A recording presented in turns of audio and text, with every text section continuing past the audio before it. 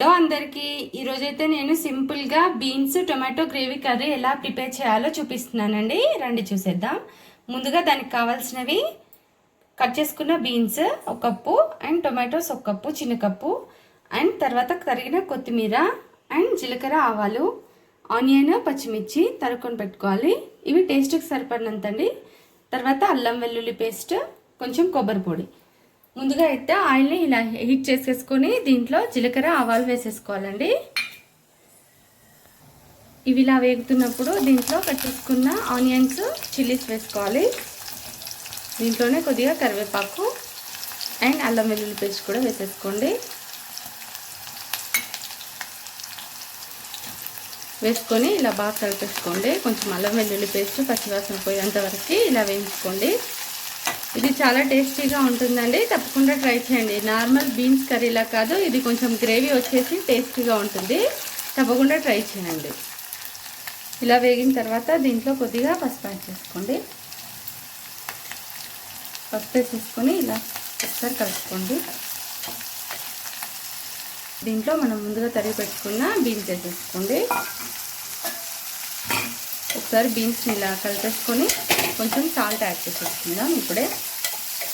ఎందుకంటే ముందుగా salt add చేస్తే కొద్దిగా మగ్గిపోతాయి బీన్స్ అనేవి. బాయిల్ చేస్తే పర్లేదు, మనం కట్ చేసి తీసుకున్నాం కాబట్టి కొంచెం సాల్ట్ వేయగానే మగ్గుతాయి. అందుకని కొంచెం సాల్ట్ యాడ్ చేసేసుకోండి. యాడ్ చేసుకొని ఇలా కలిపేసేయండి. ఇలా కలిపేసుకొని ఒక మూతతో క్లోజ్ చేసేయండి 2 minutes. ఇలా ఒక 1 minute తర్వాత ఓపెన్ చేసేసి కలిపేసుకోండి. కలుపుకొని దీంట్లో కట్ చేసుకున్న టొమాటో ముక్కలు ఉన్నాయి కదండి, అవి యాడ్ చేసేసుకోండి. యాడ్ చేసుకొని బాగా కలిపేసుకోండి. ఇది చాలా టేస్టీగా ఉంటుందండి. ఇది బీన్స్ పప్పుల పొడితో కూడా ఫ్రై చేసుకోవచ్చు. అది ఎలా కూడా నేను చూపిస్తాను.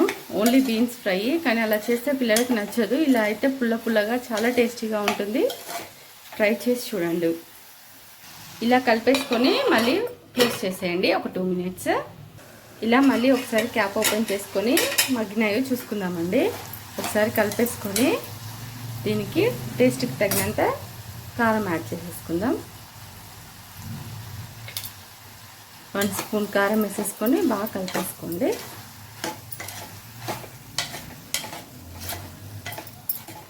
ఇలా బాగా కలిపేసుకొని ఒక టీ గ్లాస్తోని 2 glasses ఆఫ్ వాటర్ వేసుకోండి.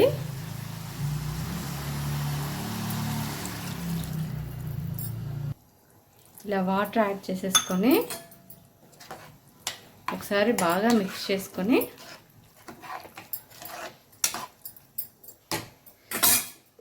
ఇంకా లిడ్తో క్లోజ్ చేసేయండి. దీన్ని ఒక 4 whistles వచ్చేంత వరకు స్టవ్ పైన వదిలేసేయండి. చూడండి, ఇలా విజిల్స్ వచ్చాక ఆవిరంతా పోయిందో ఒకసారి చూసుకోండి. చూసుకొని ఇలా క్యాప్ ఓపెన్ చేసేసుకోండి.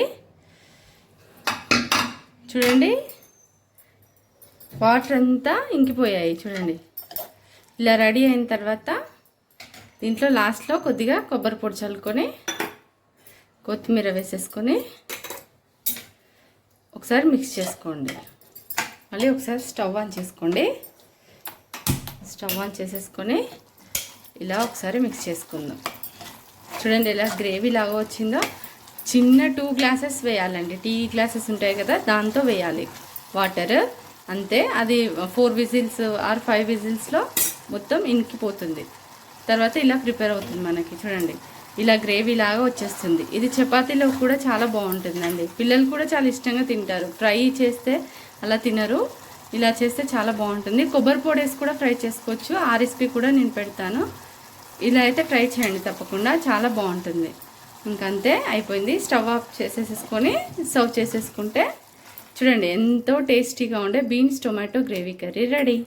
దీన్ని రైస్తో తినొచ్చు, అలాగే చపాతీలో కూడా చాలా బాగుంటుందండి. తప్పకుండా ట్రై చేయండి. ట్రై చేసి ఎలా ఉందో కామెంట్ చేయండి. అలాగే సబ్స్క్రైబ్ చేయడం మాత్రం అస్సలు మర్చిపోవద్దు. ఉంటాను, బాయ్.